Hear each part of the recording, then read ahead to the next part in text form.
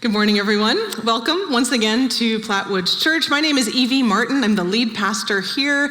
It's great to be with all of you here in this space, and also a special welcome to those of you worshiping with us online today. Do you ever find yourself on autopilot? Maybe you're driving the same route from home to office every day. You don't even have to think about it.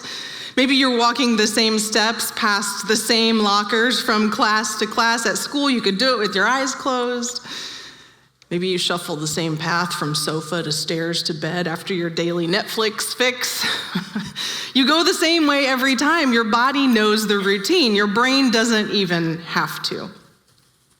For example, when I come to work here, I usually go one of two ways, and they both involve 64th Street. Either I cut through on Clam through the neighborhoods, or I go over to Prairie View if I have to, get gas on my way at Hy-Vee or something like that. They're basically the same route, just a minor variance. I don't even think about it anymore. I just go. I could probably get to work with my eyes closed. I don't, but I probably could. Last week, Laz, my younger son, stayed home from school one day with a stomach ache, and I had to bring him to church with me because I had meetings and such. My day had to go on, so I loaded him into the car with his entertainment bag and promised to swing by CVS for some Pepto-Bismol. He was adamant that we get Pepto-Bismol for the stomach situation. He'd asked me like 5 times. I was like, sure, I can be a responsible parent. I can get medicine for my kid. Got this. We started driving, and then I stayed on 64th Street for route variance number 2 to take that slightly longer route past CVS. 8 minutes later, we pulled into the church parking lot. I turned around and looked at him. He looked at me. "Laz!" I exclaimed. "This is not CVS, this is church." I had not stopped at CVS. I just drove right on by. Did not even faze me. My reflexes, my car maybe, knew the way to work, and that is just the way that we went.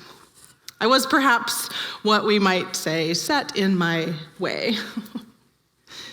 And we all get that way. I know I'm not the only one who spaces out like that because the way is so familiar. And I know we don't just do it in our comings and goings. We get set in a lot of ways. The way that we think about things, the way we do certain tasks, the way we function in our relationships. The way that we know gets very familiar. The way we live can get very comfortable. But our New Year's series invites us into stories of people in the Bible who, just like us, have their regular rhythms and their worn everyday paths. They are on autopilot, so to speak, until God speaks into their life. God calls to them with a word, and after that, they go another way. Not a single one of them knows where they are going. God doesn't give a destination or even an ETA. The turn-by-turn instructions are iffy at best. But God calls them to a way of living, no matter what the road ahead brings. And so the hope is that maybe in the words that God has spoken to them, we might hear the words that God is speaking to us, what God is calling us to in 2026. In week 1, just a quick recap, the Magi have their eyes opened as they encounter Jesus in Bethlehem. They leave and they return home another way, giving us our series title, but they also now live able to see God with us and all around us. Abram, last week, was called by God to destination unknown, but with the imperative command to go and to bless whatever and whoever he might encounter along the way. His calling was to be a blessing. And today we'll meet Peter, and Peter is called to fish. Now, there are some of you in the room right now thinking, yes, this is also my call from God. Go fish. Got it. Heard you, Jesus. Thank you. But let's read the story first. This is how the Gospel of Matthew tells it. Matthew chapter 4, verse 18. As Jesus walked along the Galilee Sea, he saw 2 brothers, Simon, who is called Peter, and Andrew, throwing fishing nets into the sea because they were fishermen. "Come, follow me," Jesus said, "and I'll show you how to fish for people." Right away, they left their nets and followed him. Peter, aka Simon at this point, is already a fisherman. He knows how to fish. He does it every day. He's in business with his brother and likely another family. James and John are mentioned right after this passage, and they too pack up and follow Jesus. Peter has been fishing probably since he could walk. So a call to fish wouldn't be anything new. But Jesus' call was different. I'll show you how to fish for people. And something in the way he said it, the look in his eye, the sound in his voice, prompted Peter to drop his nets right where they were, turn around from the work he did every single day, and set off after Jesus. To fish for people, whatever the heck that means. Now, fishing on the Sea of Galilee is obviously not fly fishing in the current river. These are two entirely different enterprises, and I don't know of any of you currently involved in the commercial fishing industry, like on the Missouri River or something. Maybe someone is. If so, let me know. I think we're more farming people around here in the Midwest. We like Jesus' sheep and grain analogies more than his fish stories. But I do think it's helpful to understand a little bit of context around the kind of fishing that Peter and Andrew and James and John were doing before they switched to people fishing. Fishing was very much a part of the Galilean economy, as we might imagine. It was a sea, it was a lake. But it was not what we would call a free enterprise system or a creative entrepreneurship. Peter and the others were not fishing to feed their families and sell independently at the local markets for whatever the market rate was. Instead, fish and other commodities were under the control of the elite and for their benefit. There was no such thing as what we know as the middle class. There were the few elites at the top, and then there were the vast masses made up of peasants, artisans, servants, and slaves. At this point in history, Galilee was under the rule of Herod Antipas. They would have been called a king. And he was only in his cushy position thanks to the Roman emperor. So Antipas was obliged to provide not only revenue, not only money into the imperial coffers from the taxes that he collected, but also he had to provide staples such as fish, olive oil, wine. The political and economic system was tightly controlled from the top to ensure that the flow of benefits was always moving upward to the elite and ruling families. So in order to meet these constant and increasing demands, families would often join together to form co-ops. Two brothers, Peter and Andrew, couldn't meet the demands on their own. They likely were joined together with James and John. And this kind of fishing was tiring work. It was oppressive. They hardly got to enjoy the fruits of their labors. It wasn't like they got to take the best fish home to their families. They were also looked down on by other folks in society, so they likely felt stuck as pawns in the economic and political system of their time. Maybe apathy, resignation had set in. This was simply the way of things in order to survive. What else could they do? It was their autopilot path, the way that they lived every day, sun up to sundown, as their fathers had before them. They didn't know any other way. They probably couldn't have imagined one until Jesus stepped into their path. And Jesus says, I can show you another way. Come and see. So they did. When I think about fishing, which is really my only interaction with fishing, is thinking about it. I have no experience whatsoever with the sport or the livelihood, but I try to imagine what is required to be a good fisherman, fisherwoman, fisher. So correct me if I'm wrong, but I believe that fishing, whether commercial or for leisure, requires above all else paying attention. It seems that fishermen need to be acutely aware of their surroundings, the weather, the temperature, the conditions of the water, river, lake, ocean, whatever it is. They must be mindful of the season. They must have learned over time the behaviors of the fish they are pursuing, where they like to feed and spawn, what they like to eat, what time of day they like to do all these things. A fisherman has to be an observant student of the environment and the ecosystem. A fisherman must lift their eyes and ears out of their own patterns and preferences and creature comforts to learn about the fish's daily rhythms and needs. Fishing requires attention. And so Jesus calls Peter and Andrew and James and John out of one kind of fishing and into another, but the skill set is not all that different. In the years that come next for these disciples, they do follow Jesus, and they learn from him another way to be in the same world that they were in before. The oppressive Roman Empire hadn't changed. The exploitative fishing industry did not miraculously just start benefiting the people.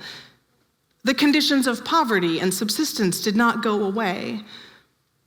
But in the midst of all of those things that they could not change, Jesus showed them something they could.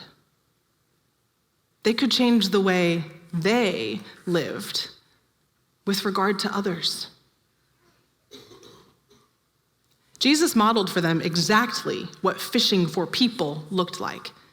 It looked like paying attention, noticing the people that no one else noticed, the sick, the women, the children, the possessed. It looked like seeing past their circumstances and labels and looking with wiser eyes into their hearts, giving the tax collectors a chance, speaking courage into reluctant believers' doubts. It looked like noticing the conditions and environments around them that might cause people to behave a certain way, asking the Pharisees questions instead of feeding them the answers they wanted, restoring outcasts to their communities so that isolation no longer fed their illness. Fishing for people involved curiosity about their condition and empathy for their plight. When Jesus fished for people, he moved toward them. He didn't ignore them. He drew them in with acceptance and love. He didn't chase them away with splashing for attention and self-defending noise. And so Peter, in following Jesus, learns to transcend his circumstances and live an entirely other way in relationship to the people and the world around him. He learns to fish all over again. That's not where Peter's story ends, though. In his 3 years of following Jesus as a disciple, Peter learns what it is to fish for people. But at the end of those 3 years, Jesus is crucified. And then he rises again.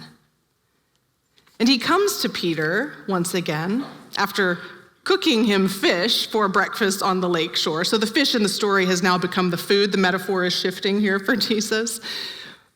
But it's in this moment that Jesus adds to Peter's call. From John chapter 21. When they finished eating, Jesus asked Simon Peter, "Simon, son of John, do you love me more than these?" Simon replied, "Yes, Lord, you know I love you."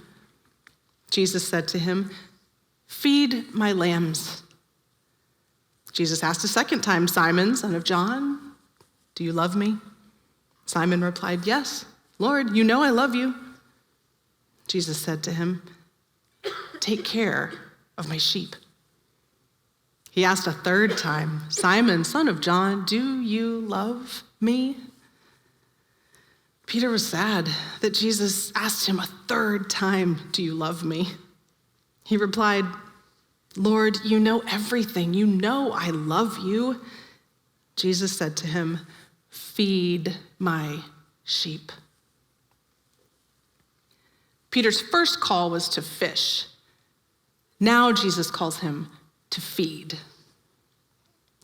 And if fishing for people has shown him how to pay attention, how to draw near to others, how to listen to their hearts, feeding Jesus' sheep is a command to now meet their needs. Take care of them, Jesus says. To feed is to provide for, to sustain, to see to their health, their wholeness, the fullness of their bellies and the fullness of their hearts. 3 times Jesus says it. It offends Peter that he asks 3 times, but he wants to make sure Peter hears. He wants to make sure Peter does not forget. Fish and feed. This is the way. And it is, above all, a way of compassion. In a world where Peter and so many like him were stuck under the thumb of the empire, caught in the machine of industry serving the upper crust, in a reality where the poor had no pathway out of their poverty, it undoubtedly seemed like that was simply the way of the world. I imagine Peter lived day in and day out on autopilot, feeling there wasn't much about the way of the world he could change, and yet Jesus had given him another way. A way that did not require more resources. A way that didn't need permission from any king. A way that wouldn't change the world overnight, but would change his heart in an instant. A way of compassion, of noticing people and responding to their need, does not need any status, any money, no power. A way of compassion is the way of Jesus. But it is not the way of the world. It wasn't then. It isn't now. The world has a tendency toward empire and apathy.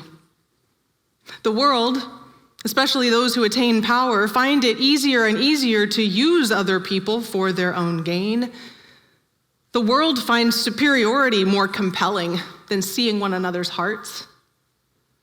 The world pits people against one another across every line of difference. The world puts up walls to keep us trapped in hate. The world celebrates violence to bring about supposed peace.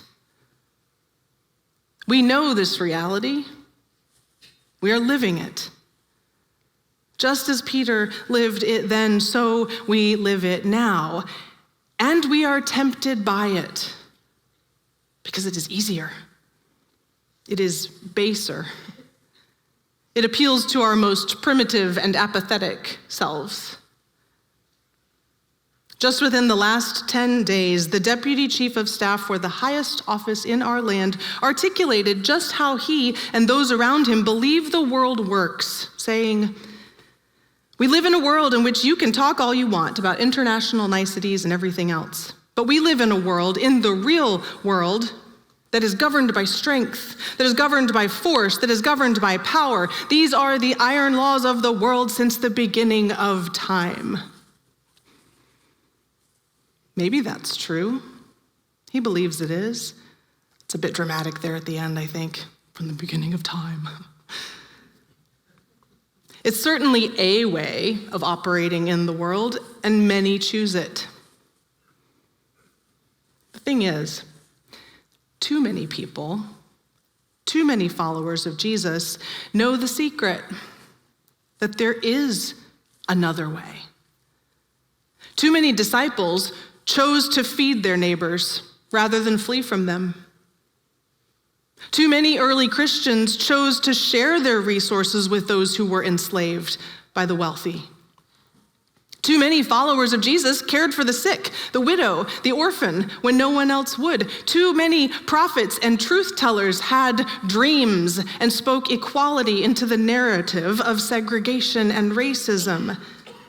Too many people in the pews refuse the cruelty unfolding around us and insist on taking care of our neighbors, our friends, our coworkers who live in fear of a government that has lost sight of the humanity of its people.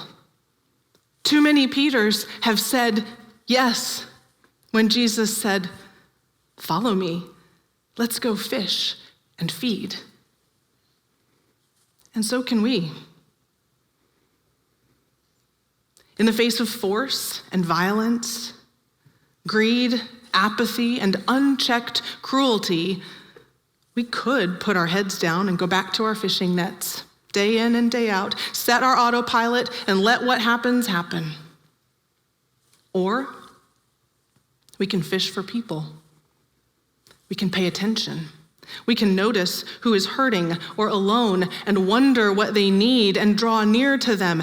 And we can feed. We can act with compassion. We don't need any power or permission to do that. We can let our hearts break open for the people that Jesus leads us to. We can heal hurts with our care, and we can stand in the way of those with cruel intentions. It won't change the world overnight.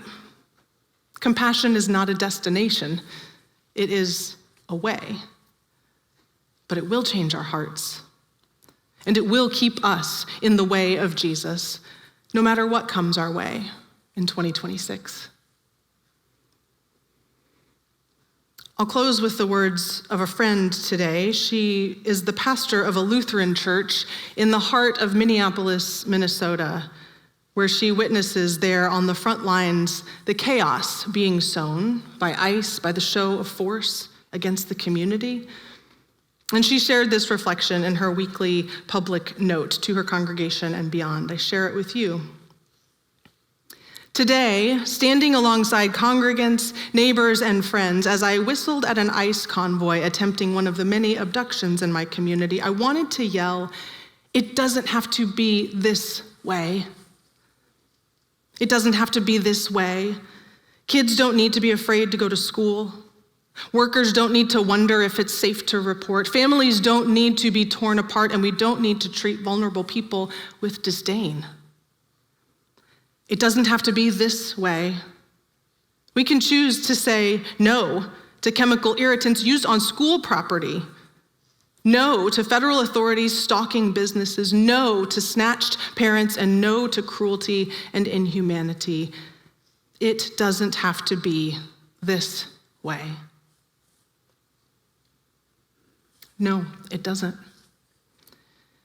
Fish and feed, Jesus says to us today. Compassion is another way.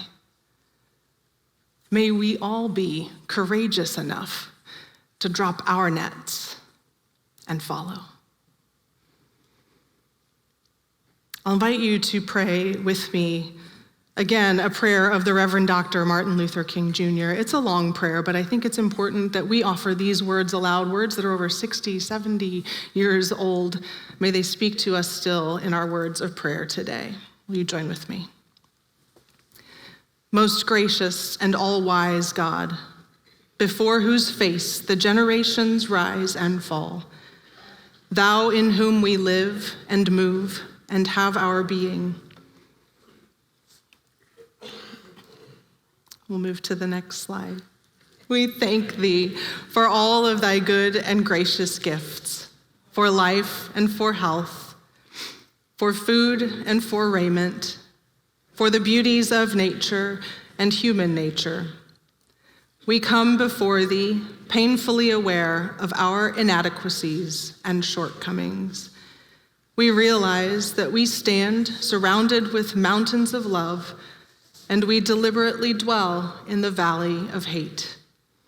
We stand amid the forces of truth and deliberately lie. We are forever offered the high road, and yet we choose to travel the low road. For these sins, O God, forgive. Break the spell of that which blinds our minds. Purify our hearts that we may see thee. O God, in these turbulent days, when fear and doubt are mounting high, give us broad visions, penetrating eyes, and power of endurance. Help us to work with renewed vigor for a warless world, for a better distribution of wealth, and for a brother-sisterhood that transcends race or color. In the name and spirit of Jesus, we pray. Amen.